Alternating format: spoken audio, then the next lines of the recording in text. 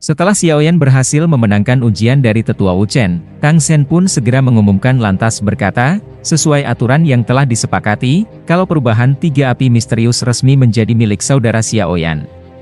Mendengarkan apa yang dikatakan Tang Zhen, perasaan senang dan lega pun muncul di dalam hati Xiaoyan. Yang kemudian Xiaoyan memberikan hormat lalu mengatakan, terima kasih Kepala Lembah Tang. Tang Zhen pun segera melambaikan tangannya dan menjawab, saudara muda Xiaoyan, kali ini kamu hanya mengandalkan kemampuanmu sendiri. Aku yang dulu telah memberikan sedikit bantuan.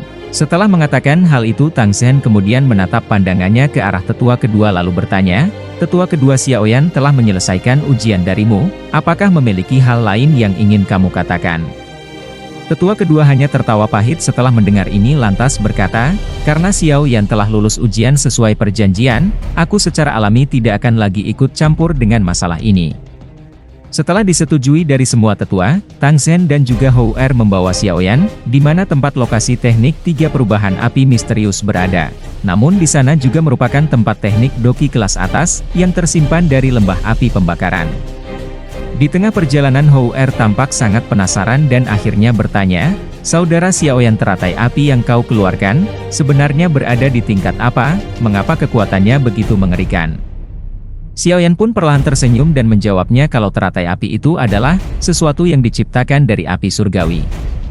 Meskipun daya hancurnya sangat kuat, tetapi itu menguras tenaga. Tentu saja di sini Xiaoyan hanya menjawab seperlunya saja, karena dia tidak ingin orang lain mengetahui lebih banyak dengan teknik teratai apinya. Sesaat kemudian, mereka pun tiba di sebuah tempat bangunan yang sangat megah, di mana tempat 3 perubahan api misterius berada, namun Xiaoyan merasakan aura tersembunyi yang sangat kuat dari tempat ini. Kemungkinan mereka penjaga yang telah ditugaskan di tempat ini.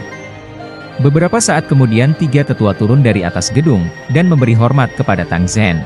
Setelah itu Tang Zhen memerintahkan mereka, untuk segera membuka gerbang aula, ketiga tetua itu pun membentuk sebuah segel misterius. Begitu pintu gerbang terbuka, Tang Zhen pun bergegas melangkah masuk bersama Xiaoyan, dan juga Hou Er. Karena aula ini memiliki 3 lantai, dan Xiaoyan menuju di lantai ketiga, yang digunakan menyimpan teknik doki tingkat atas.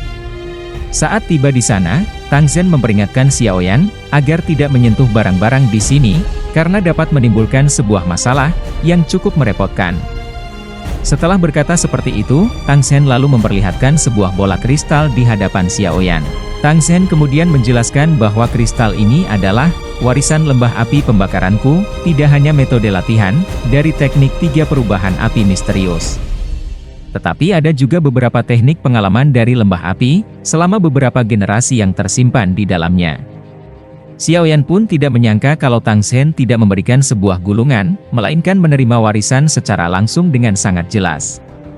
Tang Zhen kemudian memerintahkan Xiaoyan, untuk menyalurkan kekuatan spiritual miliknya, ke dalam bola kristal tersebut. Xiaoyan pun mengangguk dan segera mengikuti perintah Tang Zhen. Setelah kekuatan spiritual Xiaoyan disalurkan, sejumlah informasi pun seketika melonjak masuk ke dalam pikirannya. Pada saat bersamaan bola yang ada di hadapannya pun, tampak memancarkan sebuah cahaya merah. Tang Zhen dan juga Hou Er yang berada di samping Xiaoyan pun kaget, ketika melihat perubahan ini. Lalu Xiaoyan pun memasukkan spiritual jiwanya, ke dalam bola kristal tersebut. Begitu tangan Xiaoyan menyentuh bola kristal merah, sesuatu yang menakjubkan muncul. Cahaya merah yang agung ini seperti pertanda, bahwa Xiaoyan adalah orang yang ditakdirkan, untuk menerima warisan dari teknik 3 perubahan api misterius. Keadaan istimewa seperti ini membuat Tang Hou Er terkejut, dia bertanya kepada ayahnya, bagaimana hal ini bisa terjadi. Sejauh yang Tang Zhen ketahui, di masa lalu terdapat 5 ahli utama yang sangat terkenal, di seluruh wilayah benua Doki, dan leluhur lembah api adalah salah satu dari mereka. Dikabarkan bahwa mereka berlima, hanya 1 langkah lagi untuk mencapai ranah legendaris Doudi. Tang Hou Er pun terkejut dengan penuh penasaran, kemudian dia bertanya, siapakah 4 ahli yang tersisa? Tang Zhen pun menjelaskan, bahwa 3 di antara mereka penguasa dari Aula Jiwa, dan juga Menara Pil. Sedangkan 1 ahli yang tersisa tidak tahu dari faksi manapun, karena tidak ada catatan dalam buku leluhur. Sosok ini merupakan pencipta yang sebenarnya, dari teknik 3 perubahan api misterius. Sosok legendaris ini dikenal dengan nama Xiao Xuan. Mendengar perkataan ayahnya, Tang Houer sedikit terkejut kemudian mengatakan, bukankah Xiaoyan juga bermarga Xiao? Mungkinkah dia berhubungan dengan leluhur Xiao Xuan itu? Mendengar hal ini Tang Zhen tertawa lantas berkata, bagaimanapun di dunia ini ada begitu banyak keluarga yang bermarga Xiao, jadi sangat kecil kemungkinan Xiaoyan memiliki hubungan dengan leluhur tersebut. Adapun Xiaoyan di alam kesadarannya, Xiaoyan terus menyerap semua informasi yang ada. Setelah 1 jam kemudian barulah Xiaoyan bangun. Xiaoyan telah mendapatkan sebuah teknik dari 3 perubahan api misterius. Kemudian Xiaoyan menatap pandangannya ke arah Tang Zhen dan berkata, Ketua Lembah Tang, terima kasih atas pemberianmu ini. Setelah hal yang dibutuhkan sudah berhasil Xiaoyan dapatkan, tidak ada lagi alasan baginya untuk menetap di lembah api pembakaran. Xiaoyan lalu memberikan hormat dan berkata, Kepala Lembah Tang, aku sudah mengganggumu terlalu lama, oleh sebab itu hari ini aku akan langsung pergi. Jika di masa depan kau membutuhkan bantuanku. Mendengar hal ini Tang Zhen hanya menghela nafasnya, namun sebelum berpisah dia memperingatkan Xiaoyan untuk berhati-hati ketika menggunakan 3 perubahan api misterius. Jangan sampai membocorkan teknik rahasia tersebut kepada orang luar. Setelah mengucapkan salam perpisahan, Xiaoyan pun lantas naik ke udara kosong, dan bergegas pergi menuju kota Tianhuang. Selama di perjalanan, Xiaoyan terus mengamati teknik 3 perubahan api misterius yang ada di dalam pikirannya. Karena Xiaoyan sudah memiliki 3 api surgawi, dengan kata lain diyakini bisa mengaktifkan teknik tersebut. Beberapa waktu kemudian Xiaoyan tiba di kota Tianhuang, tanpa berpikir panjang Xiaoyan langsung menuju ke tempat Liu Qing berada. Sesampainya di halaman depan, para penjaga yang bertugas pun segera melangkah maju ketika melihat Xiaoyan tiba. Dengan penuh rasa hormat mereka lantas bertanya, apakah kau adalah Tuan Muda Yan Xiao? Hal ini jelas membuat Xiaoyan cukup terkejut, karena kabar bahwa klan Liu memiliki hubungan dengan seorang alkemis tingkat 7 telah tersebar di seluruh kota. Setelah memberitahukan identitasnya, Xiaoyan ditujukan di mana tempat Liu Qing berada. Sesampai di sana Liu Qing lantas dipenuhi kegembiraan, saat Xiaoyan datang yang kemudian Liu Qing berkata, Xiaoyan, kau akhirnya kembali, aku pikir sesuatu telah terjadi, ketika kau berada di lembah api pembakaran. Xiaoyan perlahan tersenyum, dan memberitahu kalau dia baik-baik saja. Hanya saja dia membutuhkan waktu lebih lama untuk memperbaiki pil obat di lembah api tersebut. Liu Qing pun merasa lega, dan memberitahu bahwa selama kepergianmu, klan Liu benar-benar dipenuhi keramaian, ada begitu banyak faksi yang menyadari bahwa klan Liu memiliki hubungan dengan seorang alkemis tingkat 7, oleh sebab itu mereka datang dengan tujuan untuk menjalin hubungan dengan Xiaoyan. Tentu saja Xiaoyan tidak akan menanggapi hal semacam ini. Sesaat kemudian, Xiaoyan bertanya kepada Liu Qing, apakah dia sudah berhasil mengumpulkan beberapa informasi tentang temannya yang terpisah. Ekspresi Liu Qing pun segera berubah ketika mendengar hal ini. Kemudian Liu Qing lantas mengatakan, menurut informasi yang didapatkannya, kalau teman perempuanmu, yang bernama Xinlan itu seharusnya adalah anggota klan Ye, yang ada di wilayah kota Pil. Dari kekuatan klan Ye ini jelas tidak lebih lemah dari klan Liu milikku, bagaimanapun untuk bisa masuk ke kursi tetua di Menara Pil, bukanlah sesuatu yang bisa dicapai oleh faksi biasa. Namun selama beberapa tahun terakhir ini, klan Ye tampaknya terus melemah. Jika kondisi ini terus berlanjut, kemungkinan posisi mereka sebagai salah satu tetua di Menara Pil akan digantikan oleh faksi lain.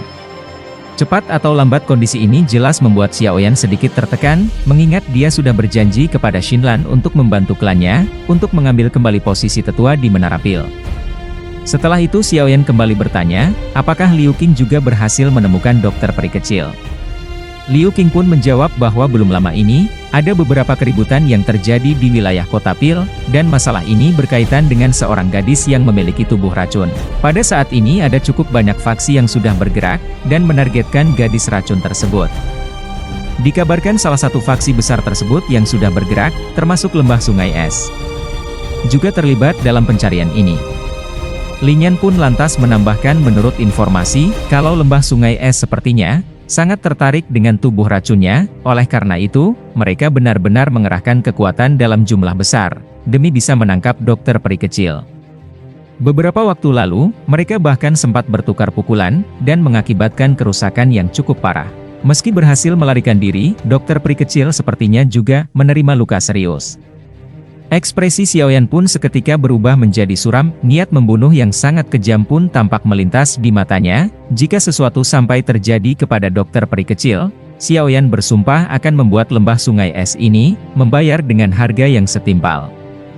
Setelah mendengar informasi dari Liu Qing dan juga Li Nian, Xiaoyan kemudian bergegas menuju kediaman klan Ye. Saat tiba di wilayah klan Ye, Xiaoyan melihat sebuah poster buronan dokter peri kecil, yang membuatnya semakin marah. Namun di kediaman klan Ye saat ini, dalam situasi yang sangat buruk. Karena reputasi klan mereka telah turun, maka dari itu, beberapa tetua ingin menjodohkan Xinlan dengan seseorang dari klan Cao, satu dari 5 klan besar lainnya. Xinlan menolak keras perjodohannya. Saat seorang tetua ingin memaksa, pada saat itu datanglah Xiaoyan. Xiaoyan datang tanpa terduga, dan menerobos langsung ke aula pertemuan. Di sini Xiaoyan tanpa basa-basi langsung menarik Xinlan pergi, untuk membimbingnya menyelamatkan dokter peri kecil. Tapi mengambil Xinlan di hadapan banyak ahli klan Ye, tentunya tidak mudah bagi Xiaoyan. Tetua keempat klan Ye yang ada di ranah Douzhong Bintang 1, mencoba menghalangi Xiaoyan. Di sini Xiaoyan sedang terburu-buru, jadi Xiaoyan bersikap tegas. Hanya dalam sekali serangan tetua keempat itu terpukul mundur, dan mengeluarkan seteguk darah. Tapi tidak sampai di situ saja, setelah tetua keempat mereka jatuh, 2 tetua lagi bergerak menghalangi Xiaoyan. Kali ini 2 tetua ini ada di tingkat Douzhong Bintang 2, dan Bintang 3. Xiaoyan masih tetap bertindak tanpa ampun, kali ini yang melawan 2 tetua adalah boneka iblis milik Xiaoyan. Bintang 2 dan 3 Douzhong tentunya, tidak sebanding dengan boneka iblis Xiaoyan. Xiaoyan kemudian memberi peringatan, jika mereka mencoba menghalangi lagi, Xiaoyan akan benar-benar menghabisi mereka. Setelah 2 kejadian sebelumnya, klan Ye tidak berani lagi menahan Xiaoyan, untuk membawa Xinlan pergi. Setelah pergi Xinlan memberikan informasi yang jelas, tentang dokter peri kecil. Keduanya kemudian menuju aliran dewa yang jatuh. Lalu apakah yang terjadi selanjutnya? Apakah Xiaoyan berhasil menyelamatkan dokter peri kecil? Dan cerita pun berakhir di sini. Terima kasih sudah menonton, sampai jumpa di episode selanjutnya.